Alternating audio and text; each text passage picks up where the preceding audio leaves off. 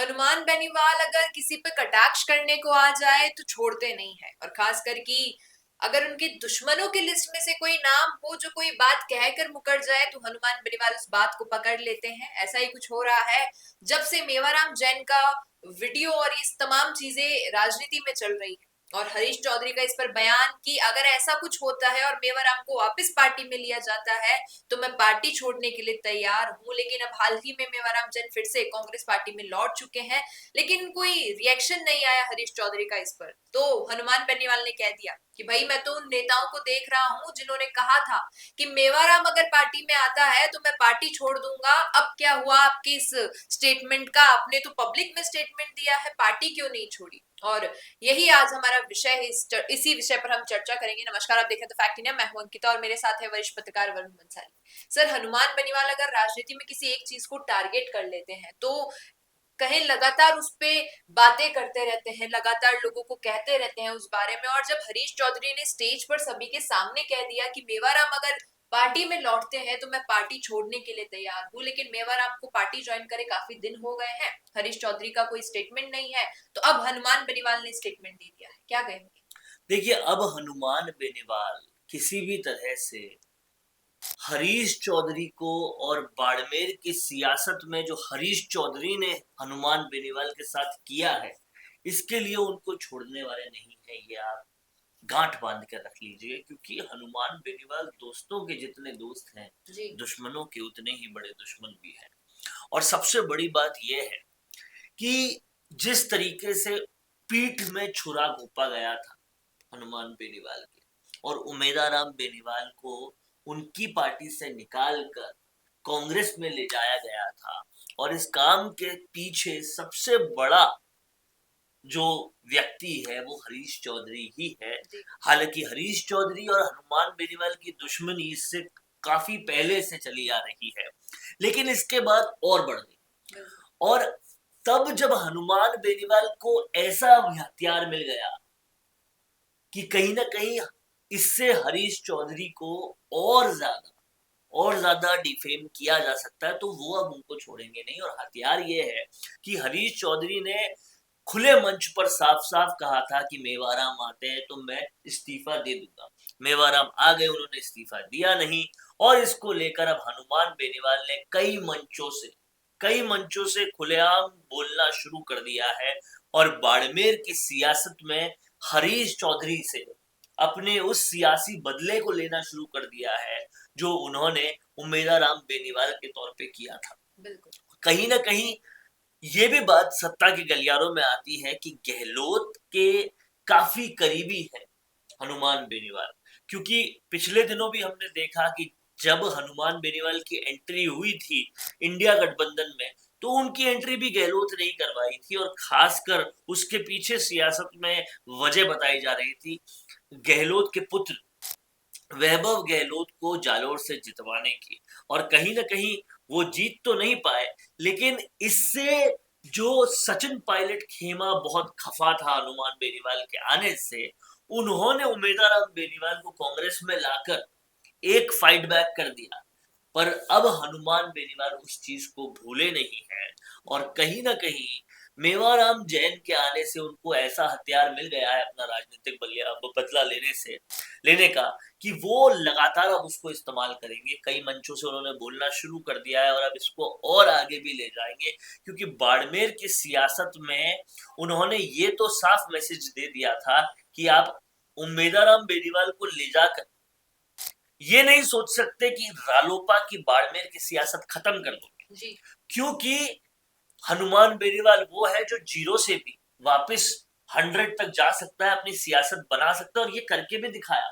थान सिंह डोली को वहां पे खड़ा किया, खड़ा करने के बाद कई आंदोलनों के जरिए उनको और बड़ा किया, और कहीं ना कहीं ऐसे ऐसे मुद्दे वहां पर बनाए, जोजरी उसमें से एक मुद्दा है, जिससे रालोपा की वापस वही ख्याति हो गई, वही बात हो गई, और हनुमान बेनीवाल ने वो काम कर दिया जो राहुल गांधी सिर्फ कह रहे थे कि युवाओं को लाएंगे लाएंगे लाएंगे, ये ले आए।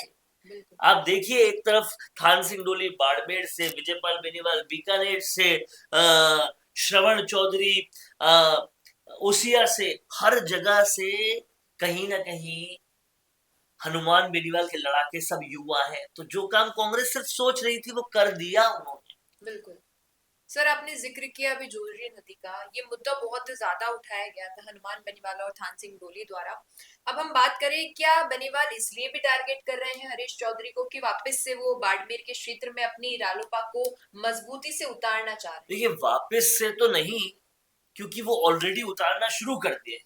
जी। और कहीं ना कहीं लोगों को समझ में आ गया है कि पीड़ा को हरने वाला, पीड़ित की पीड़ा को खत्म करने वाला और पीड़ितों के लिए काम करने वाला बेनीवाल है। और जाट नेताओं को कम से कम ये समझ में आ गया है, जाट वोटर्स को कम से कम समझ में आ गया है कि हमने जितने भी जाट नेता जिताए उसमें सबसे ज्यादा जो काम का है वो हनुमान बेनीवाल है। हालांकि उनको जिताया नहीं उन्होंने, क्योंकि हनुमान बेनीवाल की पार्टी वहां पर लड़ ही नहीं सकी, क्योंकि उम्मीदवार बेनीवाल वहां से जा चुके थे। पर हनुमान बेनीवाल ने बार बार दिखाया, चाहे जोजरी का आंदोलन हो, लूड़ी का आंदोलन हो, जो भी आंदोलन करे उसको अंतिम छोर पे लाकर, उसका अंजाम लाकर फिर ही उन्होंने काम किया। तो काम करने वाला अगर कोई शख्स है तो वो हनुमान बेनीवाल है, ये साफ कर दिया उन्होंने। और इसलिए अब पीड़ित भी उनकी तरफ जा रहे हैं। बाड़मेर में भी लगभग यही स्थिति है कि हनुमान बेनीवाल की ख्याति अब चरम सीमा पर पहुंचती जा रही है।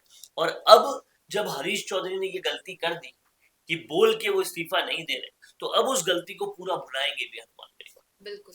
सर, अब तक देखा जाए तो हनुमान बेनीवाल सत्ता यानी जो सरकार है वर्तमान में, इसको टारगेट करते थे, लेकिन क्या वो अपनी हार को लेते हुए अब कांग्रेस को भी इस कटघरे में खड़ा करेंगे और विपक्ष के रूप में कांग्रेस के सामने भी खड़े रहेंगे?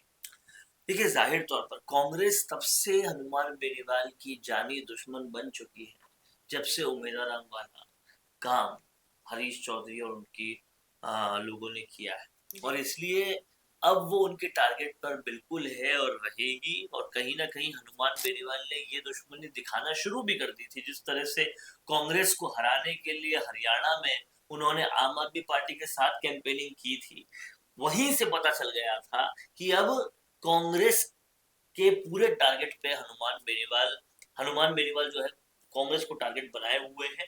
और वो कहीं ना कहीं अब उसको और बड़ा करेंगे और स्केल करेंगे और बाड़मेर में हरीश चौधरी की सियासत को निस्तो नाबूद करने के लिए सारे पॉसिबल काम करेंगे। जी।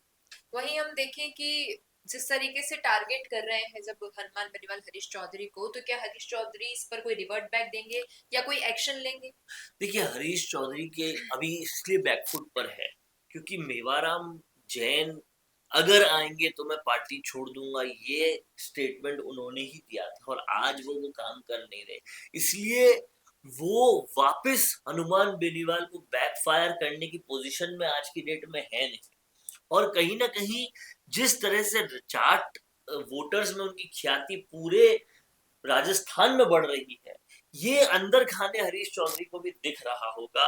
उम्मीदवार राम बेनीवाल को भी आज गलती महसूस हो रही होगी कि मैं क्यों निकला रालोपा से। पर अब देखना ये होगा कि हरीश चौधरी कैसे अपना इमेज सेविंग करते हैं, क्योंकि अब लोग यही पूछ रहे हैं कि बड़बोले बोल तो बहुत बोल दिए थे, करोगे ना?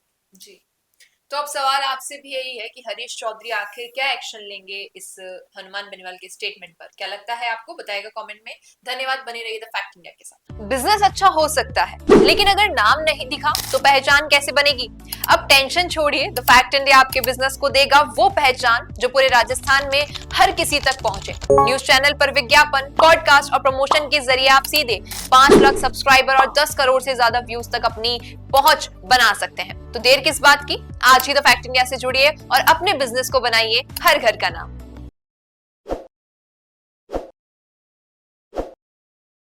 ताज़ा खबरों के लिए विजिट करें द फैक्ट इंडिया की वेबसाइट और डाउनलोड करें द फैक्ट इंडिया ऐप।